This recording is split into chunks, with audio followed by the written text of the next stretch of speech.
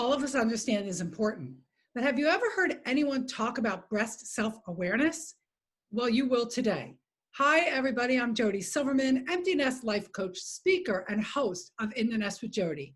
And today, to help us continue our conversations around women's health in support of Breast Cancer Awareness Month is Dr. Lindsey Davis. Over the next 4 weeks, you will hear from Dr. Davis on a variety of women's health issues. Dr. Davis is a board-certified OBGYN at Christiana Care Hospital in Newark, Delaware. She treats women of all ages and GYN symptoms. Dr. Davis completed her residency training at the Hospital of the University of Pennsylvania, holds her medical degree from the Medical College of Georgia, and a master's in public health from Tulane University. Dr. Davis believes that knowledge is power and seeks to empower women with greater understanding of their bodies. Welcome, Dr. Lindsey Davis. How are you? Thank you so much for having me, Jodi. This is wonderful. Oh, I'm thrilled. We're kicking off Breast Cancer Awareness Month with a 4-part series with you, and we're going to get right into it. Absolutely. So when you and I were talking about, breast health, you mentioned something about breast self-awareness. Mm-hmm. What do you mean by that? Absolutely. Great question. So, a new approach to being able to help women to have awareness of their own bodies and be able to be a part of breast cancer prevention is having breast health awareness. And so, we used to say, oh, a woman needs to do a monthly breast exam. We used to give out little punch cards that they could punch off each month. And, we found that actually wasn't very helpful to put the onus on the patient and trying to translate doing clinical breast exams, which we're doing in the office and still should do on a yearly basis. It didn't translate as well to try and take that home. And so what we recommend is having just self-awareness of what a woman's body looks like and feels like when it comes to her breast tissue. So paying attention when we're looking in the mirror, looking at the appearance of the breast tissue, there shouldn't be any dimpling or retractions or change in skin color that is otherwise unprovoked. The nipples, some women, it's normal to have inverted nipples, but if there's a sudden inversion, that should be a reason that a woman should call her health provider. And then we still recommend that women be able to feel their breast tissue, but also knowing that breast tissue itself is somewhat lumpy and bumpy. And so having a better concept and an idea of your own breast tissue feels like. And I tell women who are having mammograms that one of the best times to do a really good breast exam to know what your baseline is right after having a mammogram. And then being able to continue doing that every 2 to 3 months is a good way to be able to have awareness of our body. Explained beautifully. Now I have a clearer understanding of that. But what you said, I never even thought of. The best time to do our own self-breast exam is after a mammogram. Well, that makes sense because the way it feels to us then, we can take note of that. So if something changes, it's brilliant. And you answered my next question that, there's a clinical breast exam when we come to visit our OBGYN, and then there's the mammograms.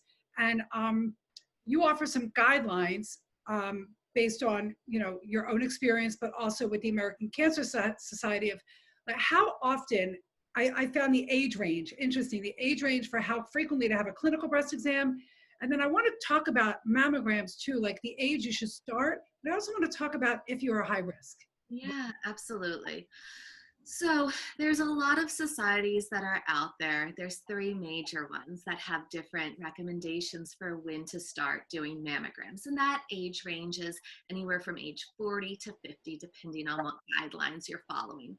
Most providers follow the American Cancer Society guidelines. And that says that all women should start doing a yearly mammogram starting at age 45, but to consider that onset as early as age 40. So it gives a little bit of leeway for women of average risk for breast cancer.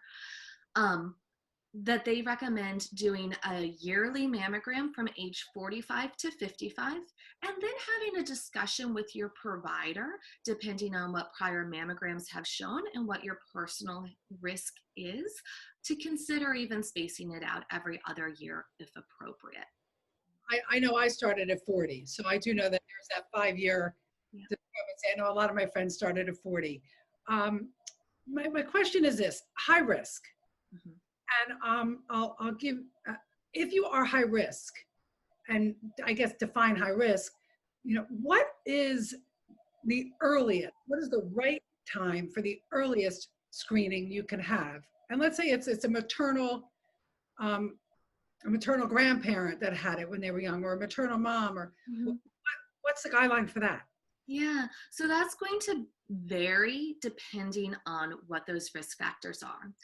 For women, a generalization is women who have higher risk. So women who are BRCA positive, or women who've had chest radiation as a child, usually starting to do routine screening with imaging starting at age 30. Now there's consideration for, and that screening would entail doing alternating between mammograms and MRIs every 6 months, so that you're getting each of those studies done on a yearly basis. But there's definitely leeway for earlier screening depending on who was diagnosed, what relationship that is, what other risk factors are. So that's where it comes into seeing your provider and having that personalized care. Yeah, so you have to just get it. It sounds like get informed, know what your history is, Mhm. and have a conversation with your provider is Yes. the best way to do that. So, I mean, breast self awareness, getting to know what normal is as far as the appearance and the feel. Yeah.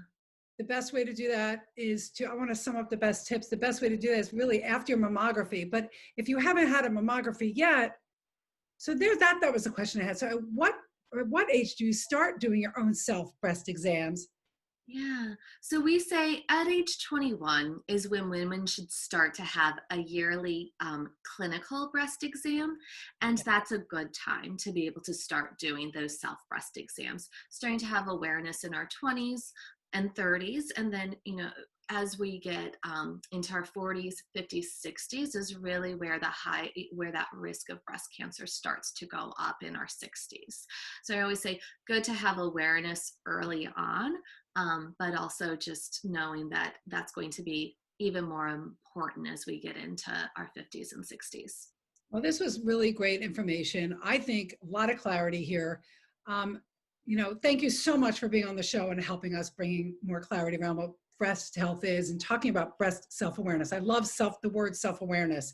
Now, Lindsey, if people wanted to find you, get in touch with you, what's the best way for them to do that? Absolutely. So the best way to be able to reach out to me is through our practice, that I am a provider at Greenville OBGYN, through Christiana Care. So if you go to the christianacare.org website, and that you can find all of my contact information there. Great. And I will make sure to post links as well for this episode. Meanwhile, to all the women watching, if you want to connect with me and are interested in making connections with other amazing women through community, personal growth, and adventure, then you're going to want to check out the Moms Who Dare membership. We are all moms learning how to navigate empty nest and the next chapter of our life together. Check it all out at jodisilverman.com. While you're there, why not grab a copy of my 5 Ways to Rock Empty Nest and check out the most unique membership out there for moms. And Lindsey, I end every show. People know if you want to say it with me, you can. If you don't know what I do, hang in there. As I always say, dare on.